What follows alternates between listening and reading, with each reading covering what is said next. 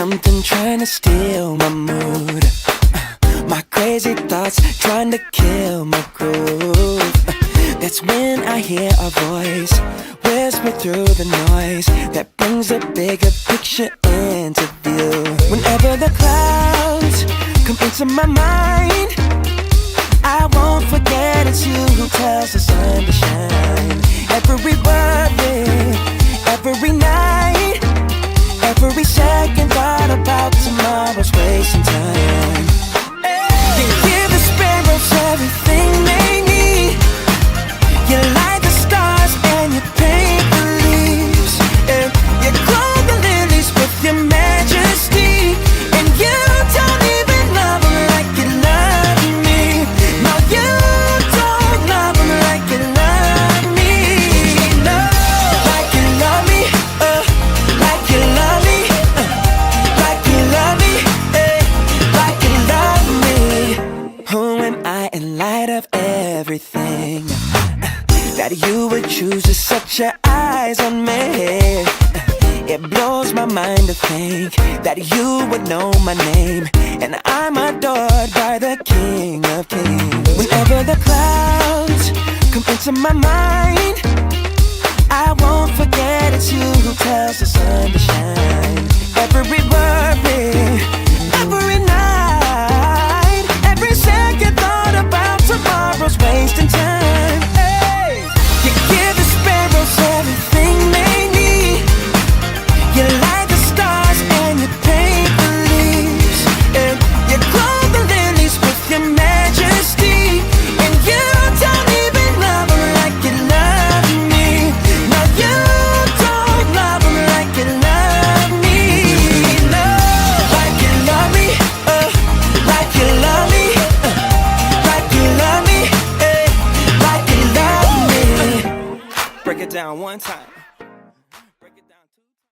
Good evening and welcome to Marriage Ministry Minutes. This is Pastor Don Hunter, and you may notice that my wife Denise is not here. She has the night off, but tonight we're just talking about all things marriage, relationships, dating, and love, because on last evening, yesterday, I know you sent some flowers to your boo-boo, to your sweetheart. We celebrated Valentine's Day, and we're just going to talk about it. We'll be right back after this short video. Take care.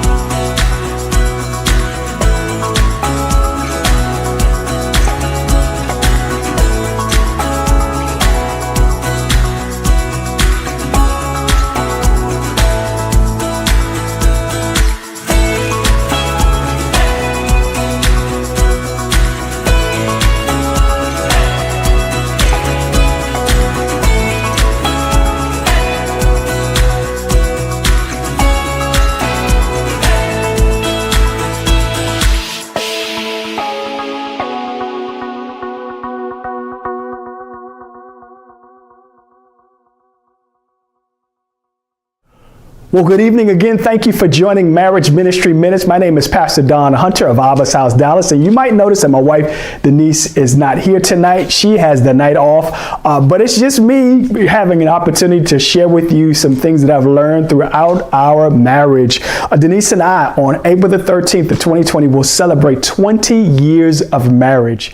And I know, if I don't know anything else, I know that God brought us together as just the circumstances surrounding us actually getting together, and how God used a mutual friend of ours, Pastor Raymond Nelson in Washington, D.C., to bring us together. It was only by God's grace. And you got to know, singles, that God brings you together for a purpose. He doesn't just want people to be married just to be married, but he brings married couples together for a purpose. And we know, Denise and I know, that we were brought together for a purpose. So I just want to share with you 5 things that I've learned over 20 years of marriage. Hadn't always been easy, hadn't always been pretty, hadn't always been great, but man, I tell you, I would not trade the experiences that I've gained that allowed me to grow as a human being and to grow to love God and love my wife. I wouldn't trade those for the world. So here's the 5 things. The first thing is this, my brothers and my sisters.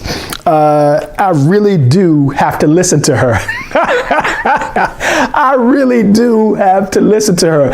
My wife chides me all the time about active listening. And it's interesting because I practice active listening at work. I have a staff of about 11 people that I lead. And when we are having meetings, I am supposed to be fully engaged in those conversations. But a lot of times when I'm with my wife, sometimes I'm multitasking and she makes me, or she challenges me to put down everything to make sure that she has my undivided attention, and she has every right to do that because the things that we talk about as a married couple are important, and if for no other reason than the fact that it's important to her, it should be important to me as well. But not only do I have to listen to her, I should, or have learned to over the years, to know that God has really blessed her with wisdom that can help not only me, but our family. Oftentimes in our world, in our society, I know we as men want to be the decision makers, the breadwinners, and everything else. But God has uniquely given women some gifts, some skills, some abilities, some anointing to bless the family and households, and to be able to see some things that sometimes we might not be able to see as men. God says that really clearly in the Bible when Adam and Eve were brought together in Genesis, where Adam has a rib taken from him, and that rib was protecting vital organs. That rib was taken from man to make woman, and God just didn't do that just to be cute. He did it for a reason, in order for man and woman to be connected together as one, but also to let men, right? And I've learned this, to let men know that if your wife really loves you and is really truly there for you and brought to you by God, she's there to protect not only her interest, but your interest as well. So men, the thing that I have learned over the last 20 years is I really do have to listen to her, actively listen to her, but also listen to what she has to say, because it's in my best interest to do that. Here's the second thing that I've learned.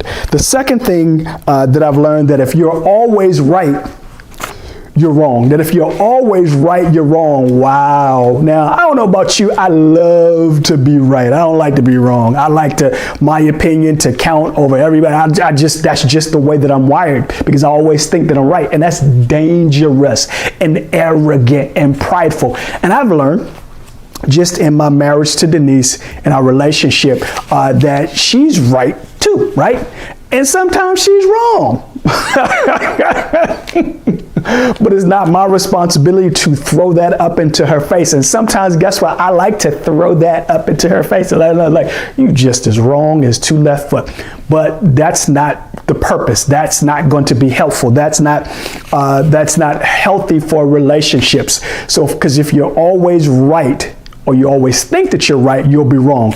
There needs to be a coming together, an agreement to discuss mutually with respect and love and accountability as well, to let the other person know, like, hey, you know what?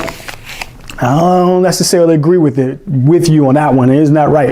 Or it could be something related to money or what have you. But as couples, as married people, we need to know that if we are always right, then we could really truly be wrong, and that can hurt the relationship. We need to, again, as I said before, and I'm learning this, my brothers and my sisters, I am truly learning this, that I have to truly be willing to be humble enough to listen and to know that my opinion is not the only one that counts. If I'm always right, I'm wrong. First thing that we talked about real quick is that I really do have to listen to her. The second thing that we talked about is that if we're always right, we're wrong. Here's the third thing. The third thing is this. You better really like the person that you're married to. You better really like the person that you're married to. I've been blessed because Denise and I, we joke a lot. We laugh a lot. There are times when we have serious discussions. There's times when she don't want to talk to me. There's times I don't want to talk to her. But the one thing that's really helpful for us is that we actually like one another. There's not a disdain or dislike for one another. Love needs to be there, of course, but you really gotta like the other person. Why do I say that? The reason why I say that is because there are peaks and valleys in relationships, peaks and valleys in sexual fulfillment, peaks and valleys where people's physical appearance doesn't look the way that it used to look. You're not as put together as well as you used to, and then you may not be as attracted to the person as you used to. But ultimately, again, with those peaks and those valleys, the love that should be there, but the like should be there as well. You should like to be around the other person. I've learned that I really like to be around Denise. I'm a introverted person by nature. And I didn't really realize that because that came out a lot more in the pandemic, but I realized it's like, wow, I'm really introverted. So I'm used to spending time by myself, but I really do like spending time with my wife when we genuinely spend time together and have fun with one another and crack jokes on one another, whether it be the fact that my hands are ashy all the time, or we joke about each other's breasts being funky. We just, we just like to laugh and joke at one another. But that's really helped our relationship because we like to be around each other. And I pray that that never ends, that I really truly continue to like to be around my wife, because that's been a blessing to our relationship. All right. The fourth thing is this. Fourth thing I've learned over this last 20 years is this, that love truly is patient. Love truly is patient. The Apostle Paul talks about love being patient in 1 Corinthians chapter 13. And he said it in the context of Jesus's patience towards us. But the same patience that Jesus has towards us, we need to have that same patience towards other people. And I've really, truly learned that in marriage, being patient. One of the things I do as a pastor, or I have done a ton as a pastor in the past, is counsel people who are about to get married and counsel married people. And one of the things I asked them is like, man, why do you really want to get married? Like, why? And the thing is, like, I was like, I love them.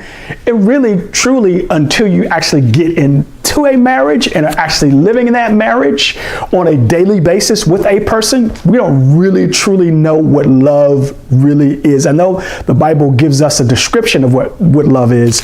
And it tells, as I said before, in 1 Corinthians chapter 13, and the Apostle Paul talks about husbands loving your wives as Christ loved the church in Ephesians chapter 5. But until you really get into it, you really get to understand that love truly is patience. And I've developed patience. And I know, Lord knows that Denise has developed patience with me and loving me, because she told me. She tell me I'm a mess all the time. Like, man, am I that much of a mess? She tells me. But anyway, she tells me I'm a mess, and I tell her she's a mess too, but together we are a mess together. But love truly is patience. Just having patience with one another, showing care towards one another, showing concern with one another, and always doesn't show up the way that it should. And if it doesn't show up the way that it should, if we're not giving the person what they need in terms of that love, being patient, we ought to be open enough to be able to share that. And Denise doesn't have a problem sharing that with me, and I don't have a problem sharing that with her. She'd tell me about myself. Love truly is patient. When the other person has some quirks, and I know I have quirks. Lord knows I have quirks as it relates to things being a certain way. I have quirks that I know Denise doesn't like, and she's got some quirks, Lord Jesus, that I know I don't like, that they may seem like small things, but if I allow them to add up and become big, they can become a big deal. But again, that's why we say love is patient. Guys, the first thing that we talked about is this. We talked about the fact that I really do have to listen to her. We talked about, secondly, that I truly have to know that if I'm always right, then I'm wrong. Third thing I talked about is this, is that you better really like that person, right? The fourth thing that I talked about was love truly is patient. And the last thing I want to talk about briefly is Jesus makes the difference. Jesus Christ makes the difference. Let me tell you, had it not been for Jesus Christ, I know I would not be married.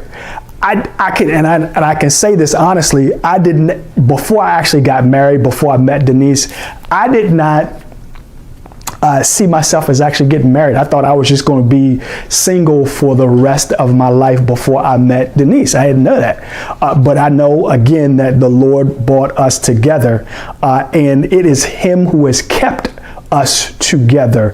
Why? Because without His love and compassion that He has given us towards Him first and foremost, and towards one another, we would be divorced. Absolutely, we would be, because there are pressures that happen in the world and on us that make you, when you see something that you don't like in the other person, makes you not like that other person or move away. But because of the love of Jesus Christ that He has given us for Him first and foremost, and then for one another, it helps us to be connected, to stay together, to love one another, to like one another, to listen to one another. Let me tell you this. You talk about the purposes of marriage. One of the greatest purposes of marriage is to proclaim Jesus Christ as Lord of your life. Not to say that loving each other isn't the most important, is not important, but truly loving Jesus Christ first and foremost is the most important thing. And once you truly love Jesus, He can send you that right person that can truly help you to love Him and love one another even more. Because without Christ, we truly can't truly love one another in the first place. I hope this helps somebody. I don't know. I hope it does. It's blessed me. I pray that you be encouraged, and we will see you next time. God bless you on behalf of Abba's House Dallas. We'll see you next time. Peace.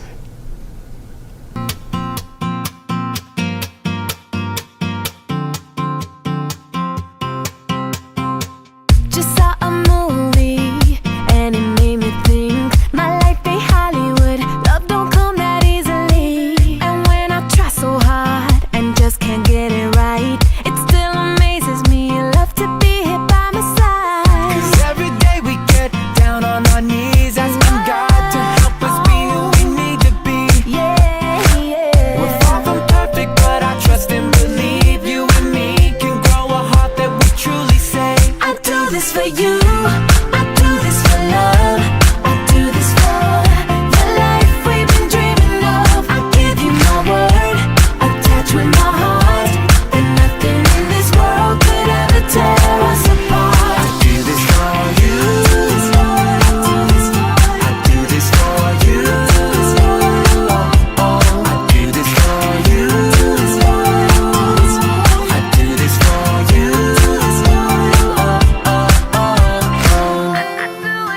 Yeah, I used to dream about calling